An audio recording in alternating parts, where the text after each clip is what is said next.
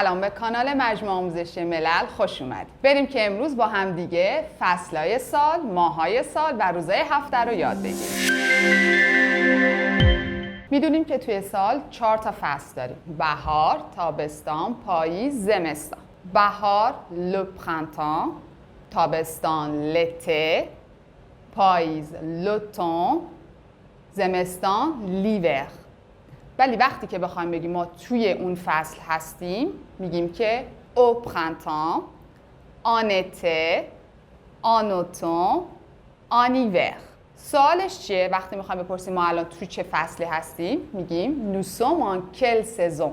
Nous sommes en quelle saison. Par exemple, nous sommes en été. Nous sommes au printemps.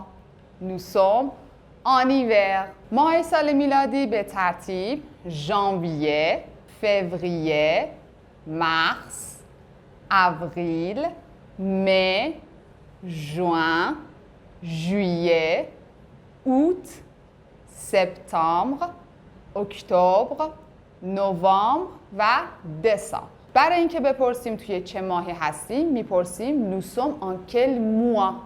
Nous sommes en quel mois. Nous sommes en juin. Nous sommes en février. Nous sommes en septembre. الان که این ویدیو رو میبینیم تو چه فصل و چه ماهی هستیم توی کامنت ها برام بنویس. فصلهای سال رو یاد گرفتیم، ماهای سال هم یاد گرفتیم. الان نوبت روزهای هفته است. روزهای هفته از دوشنبه شروع میشه: lundi، mardi، mercredi، jeudi، vendredi، samedi، dimanche. کانال یوتیوب ما رو سابسکرایب بکنین، زنگوله رو بزنین تا ویدیوهای بعد رو از دست ندین. سلام.